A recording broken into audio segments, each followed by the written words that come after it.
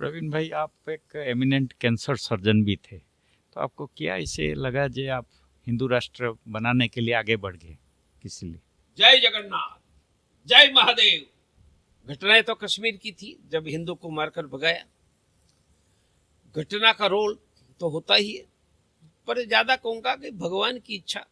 हम तो 42 साल पहले के कैंसर के सर्जन, हर रोज 5-6 ऑपरेशन, और 1 वर्ष थी 12 वर्ष किया, 10,000 सर्जरी की।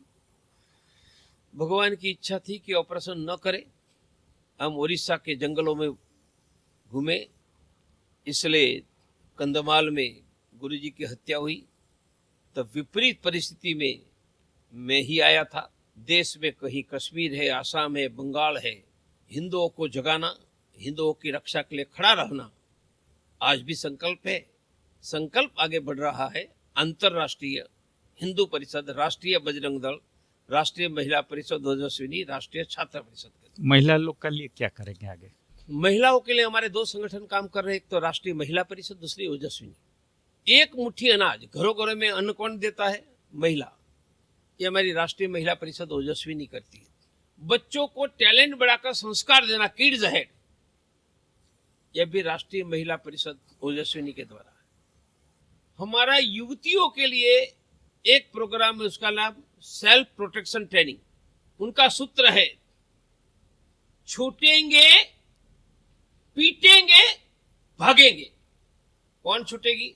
लड़की। कौन पीटेगी? लड़की। भागेगी कौन? लड़की। और उनका दूसरा सूत्र है, हमें जुड़ो कराटे नहीं आता है, पकड़ने वाला, मारने वाला, हमने करने वाला हमसे कितना भी शक्तिशाली है, हम छूटेंगे, पीटेंगे, मारेंगे। हम इसी सितंबर महीने में देश में स्कूल कॉलेजों में ट्रेनिंग देने वाली काम भी लड़कियां, महिलाएं करेगी। ये ट्रेनर्स ट्रेनिंग कर रहे हैं। यह महिलाओं को, लड़कियों को सेल्फ प्रोटेक्शन ट्रेनिंग का काम राष्ट्रीय महिला परिषद ओजस्विनी करती है। चौथा हमारा काम है महिला स्वास्थ्य। यह देश में स्वास्थ्य की स्थिति में, महिलाओं के स्वास्थ्य की स्थिति बहुत बुरी है। हीमोग्लोबिन कम है, व्यायाम कम है, उनके खुराक पर कम ध्यान है।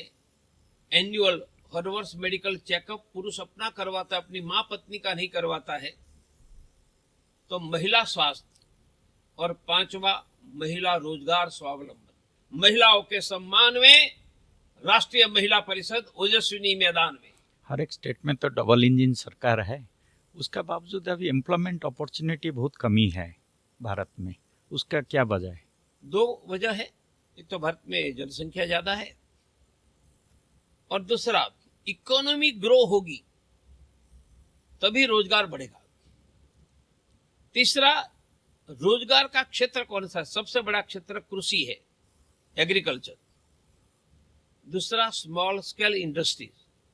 मैं कहूंगा कि भारत में दोनों की स्थिति बुरी है, तो रोजगार बढ़ेगा कहां से? बढ़ रहा है, पर जनता की डिमांड की तुलना में कम बढ़ रहा है। तो जनसंख्या नियंत्रण का कानून करके पॉपुलेशन भी कंट्रोल करो। कृषि और स्मॉल स्केल इंडस्ट्रीज। तीसरा, स्वरोजगार। अभी केंद्र सरकार के शिक्षा विभाग के द्वारा स्वरोजगार को ध्यान में रखकर 6 स्टैंडर्ड से वोकेशनल ट्रेनिंग शुरू की है।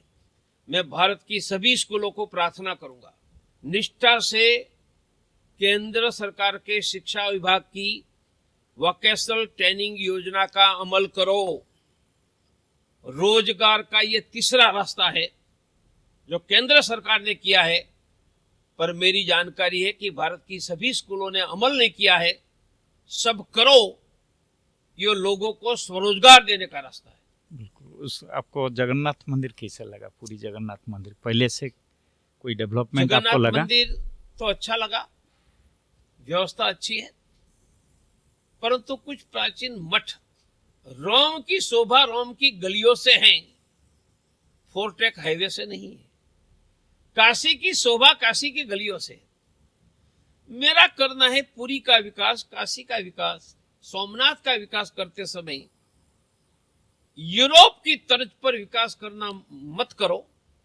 सुविधा दो, स्वच्छता हो, शुद्ध पानी मिले, टॉयलेट हो, पार्किंग की व्यवस्था हो, पर करते समय हमारी एंशियंट हिंदू ट्रेडिशन का भी सम्मान करो।